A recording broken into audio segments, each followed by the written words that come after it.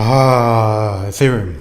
Yes, Ethereum USD is one we have short along with Neo in this environment. And this, of course, is Bitcoin. And so as I've been chatting with my premium guys in the trading community, we are essentially in a bit of a range here on Bitcoin. So we'll go back past Neo and Ethereum in a minute, but I'm going to do a short, quick explanation of how it is in my worldview on the Bitcoin. Let's do it actually on Bitstamp.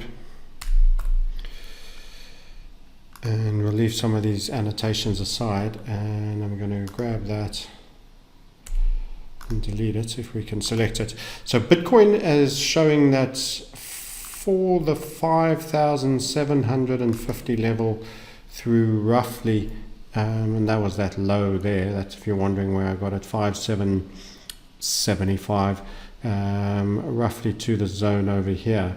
It's been bought up at about 6,700, same type of level.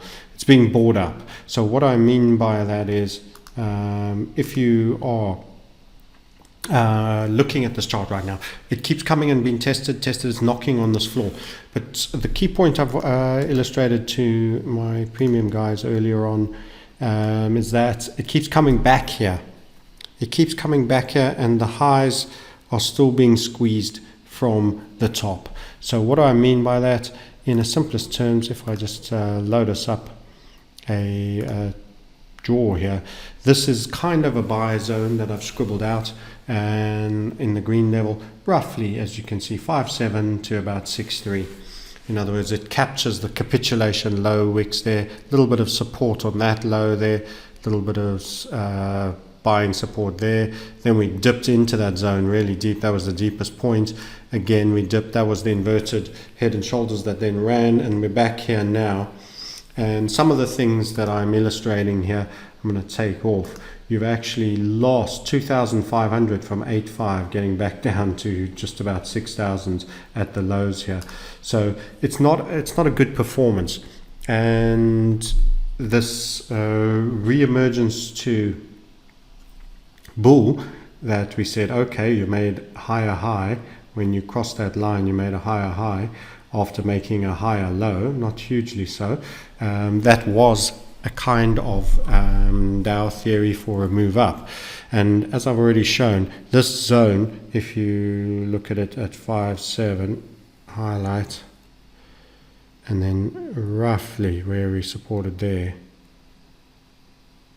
For now, you've been bought up from these points, but the momentum that has seen you get bought up, let's take the red, a vicious rejection there, but then you came all the way back down in a series of falling wedges, which then gave you your support, and strong rejection, but not as strong. Again, falling wedges with little pops, falling wedges, weak pops, and actually running the lows of those wedges there and there, and going lower, visiting in to this green zone. And then that gave you off, first kind of, there was a proper impulse up, there was a proper pullback, it came quite a long way back, but then you clearly took it out with momentum. So it was, is it a bull? Then we got the first inverted in a new trend where overperformance can apply, and just kept on selling off. Not only did you make target, I closed my short way too soon there. It just kept coming. And I thought, well, that's still largely potentially the bull trend. That's the orange one. This should just be, pull back, and then maybe we move and we make higher high. But it kept coming. And it's gone all the way back in to that zone here, which is that green zone that we've highlighted as 5.785, round about to the 6.3s. So it's clearly not a clear, it's not particularly charting clear Bitcoin at the moment, but it's churning around. And this is the key point. When bears end, they don't die suddenly. They wither away. Bulls don't just take over and start dominating. You have a period like this, and you can, at some point, get a weak rally. And I was highlighting to my community earlier today, there was selling wicks selling wicks on all of these candles on here. This is hardly a good break off the lows. That at least had a fairly impulsive candle. This was hugely impulsive, and of course that was a major tail and big candle rejection. So this is quite capable of doing that and running out of that zone to the downside now. Look how much we've given back. The low of that pullback relative to that low of the total move that we made up top here, really long way down. So not impressed with the BTC performance, and short of it getting really impulsive and driving and taking out this point, the 8.5, it needs to take out and give us another higher high relative to that, and then make a lower low that is higher than that by some way. Then we can start to say, okay, maybe reverting back a bit bullish, but not doing that on any great shakes. So the ones we were talking about that I started the clip on was Ethereum, which is certain alts are underperforming Bitcoin, and Neo and Ethereum are too, and I am short both of them and have been. Reason we were short Ethereum is, there was a major upside funnel on this run up. This target was made some time ago with major overperformance. We called it, we traded it. It was the glory days, as some might think of, not much further than 6-9 months ago, when it was all just easy, you just had to be long. Well, up there, and we said this funnel's going to run and it's going to spill with momentum and it's going to break, and I believe that is now, let me change that believe, I assess on balance of probabilities that's going to occur. You can see we had that squeeze over there, and we've had inverted setups all the way down. Also on Ethereum, let me find the right chart, we had Ethereum versus Bitcoin, and the Ethereum versus Bitcoin chart had a key structural level of support. I might have to go get it one more time. Let's just do that quickly and get it working on that. Ethereum BTC, and in fact it's even better, rather than do that, I just go straight to our premium sniper view, and I'll go straight to cryptocurrencies, where we've been talking about Ethereum and how it was doing. Graham Doherty and one of our great students was putting up a setup for us, a number of setups in it, and some of the charts and comments we've made on this, just mainly to the short side, continually winding up and selling, is that it was on versus ETH. If you look at my contribution here, is that it was threatening to break that key support zone, and I felt that that was going to fall against BTC. Many people have been expecting this to hold up and be great for Ethereum, and our assessment is that's going to fall, despite it coming fast down here, low, and coming fairly slow. It kept setting up grind lines and spill, then it properly let go of this level.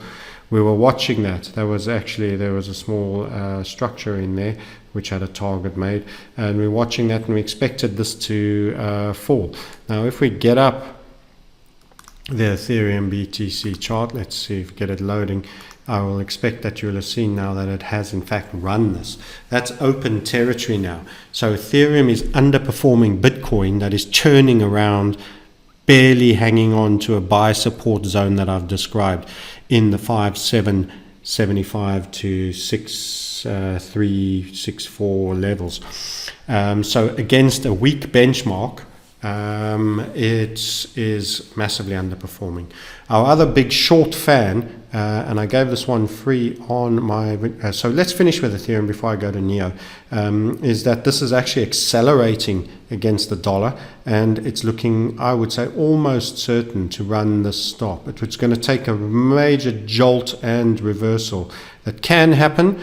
I just wouldn't say it's the probability of happening. This means one of the single biggest trades we took on Ethereum, which gave it a huge amount of overperformance, that ran it up to the giddy heights of $1,429 here, when it's when we were roughly made a high there at 412, and then we spilt all the way down to 135. This was big swings and pullbacks here, and it set up an upside HVF And this was a significant, probably in its history, the most significant and largest Ethereum upside HVF. There you have it since its listing on Bitfinex anyway. And they were pretty early to registering that coin. And this is a significant moment, and this thing is accelerating down to its grind line break. We were in it and talking about it and taking the shorts there. And it's just a spiller. Head and shoulders set up, left shoulder, major head here with a high rise right shoulder with an inverted HVF that made its target. Lots of little structures boosted the target, that little inverted. All of this detail is in here. I don't want to drill down. There's so many lines. But the point being, Ethereum is an underperformer and it's liquid. That's why I like it. I don't like Ripple. I love to short Ripple too. It's also reasonably liquid. I'm not going to go into the chart there on Ripple, but Ethereum is the second biggest market cap. You can get in and out of Ethereum reasonably well. You can move some size on Ethereum. So that's a critical point and very, very useful. So where's our Neo charts? Let's just go locate him. He's here somewhere. We'll switch to that. So been big bears Ethereum, and it's been paying. Neo, what a classic inverted HVF pattern. Now you actually have Neo on two exchanges, and there's a variance I explained. But this is a classic inverted. You'll learn about this on a program. By the way, we're doing the 17th of August, the webinar. So just go to themarketsniper.com and click Get Started. 17th of August, and you'll catch up with me. I gave this as a freebie short, and it was just post the break of 33 and beginning to move down. It's made its second interim since our last webinar, and is actually well on the way to making the Bitfinex target, which is the most aggressive, down at 11.4. We did this post here on Neo a long time back, stating we suspect that there could be a 66% loss in Neo. That's a big shout, guys. 66% loss, 33 to 11. That's, and an interim at 22. It's a big fall. And that's exactly how it's panning out. Also, big enough that you can get reasonable structure on it and a reasonable opportunity to short it. So Neo is just a 34.29 off the primer, by the way, if you'd got it. I didn't use the primer stop. That was it there. You would have had that 33.77 as your stop, and you would have been short from 33.36. Literally, you would have had 40 cents against the dollar. 40 cents against the dollar, and you're looking for a $22 fall. So you can see how that risk reward comes. I wouldn't start with the stop there. I'd start maybe up here, most aggressive over there. But it was immediately inching away and moving away. It wasn't any hairy ride for you. Broke, triggered the main pattern. You can see the value of that, and it was subscribed to by many and taken by some, and it's just progressed. It's just continued to progress as we chat about it in a kind of WhatsApp function. So this is the crypto markets as we're seeing them at the moment, and it is not strong. It's a not strong place. Many people will resent us for being bearish, but it's just not a strong place. Bitcoin is kind of struggling and holding a very low level, and as I've already illustrated, could have a weak rally and spill. This is Ethereum Bitcoin now. Let's get you up on that bigger time frame so you can see that support level just falling. Look at that. See how it eyed it up for a while, eyed it up, tried to rally away, set up structure, smashing, and it's accelerating.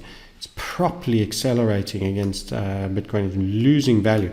We have to bear in mind the dollar's been strong. We called it strong dollar 3 months ago, and it's continued to be strong, and it's set up in our inverted HVF on the right shoulder against the euro and against many other currencies, and now we're killing the emergings. So we've gone from the lira that we've just taken coin from, to the rand, to you can go and look at peso, ruble. Wow, HVF's in the ruble as well. It's all been happening on the FX side as well, so it makes it all very interesting. But this is an acceleration. Once it gave up that point, where it's tried to hold, this actually starts to make it even a feasible thought that you're going to run that relative valuation of Ethereum against Bitcoin. So, that's a wow. If Ethereum runs to 0.022 of a Bitcoin, it's quite embarrassing. It's back down to 2%. At the moment, it's 4%. You've got to remember that at the high point, Ethereum was 15% of a Bitcoin. 15% of a Bitcoin. And now I'm talking about, can this thing go to 2%? And if you know anything from our shorting on Ripple, we had, we shorted Ripple to an insignificant level to Bitcoin after being much more highly valued, from 24 to about 3. I think it was about 2,400 Satoshis down to about 300. I can't quite remember, or vice versa. But if I go look at the history of the charts, I'll be able to see it. So this is a dire development for Ethereum, and it's accelerating. By the way, it's probably a bit late for people to charge in on a short Ethereum Bitcoin trade. But you can see how these are standing. This is relative to, there's some alts that have been holding up okay and are a little bit better thought of, but you would still have to say it's not a great place in crypto land. You need Bitcoin to hold its own and to start making some headway for there to be a bit of joy for those showing relative strength. I said in the same webinar last time we did, which was free view to everyone that said I am short Neo, and I've continued to be, and I've subsequently shorted Ethereum, that of the ones that may be strong, that if we revert bullish, you might want to look at Lumen.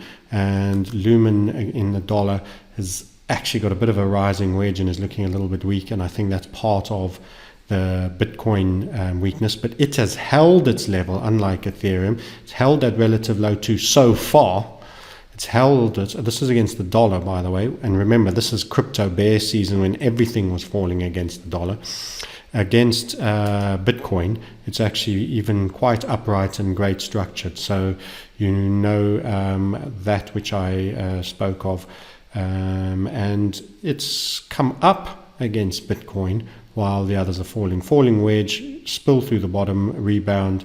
It needs to get back up into the zone. I think it needs Bitcoin to be a bit strong so that it can be stronger still.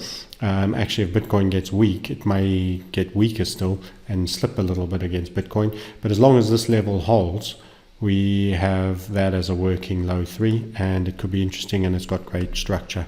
So that's a little bit about how we're seeing the crypto land. And yeah, there's great trades out there in the FX and the equities realms. And if you're not prepared to short on cryptos, then maybe that's where you should be looking.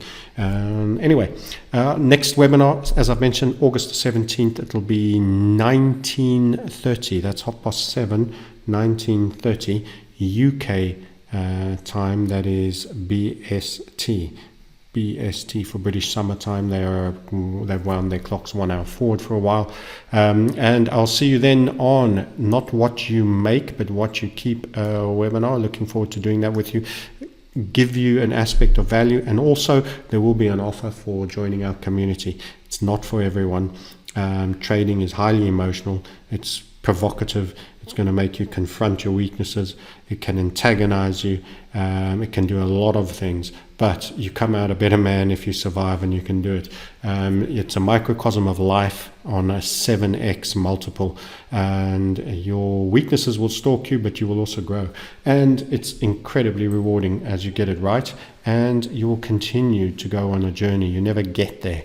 Those are my findings. You don't ever land where you only touch everything and turns gold. Occasionally you can have spells, but bear that in mind. So there will be an offer for those of you who are tempted by that challenge. And as I say, it's not for everyone.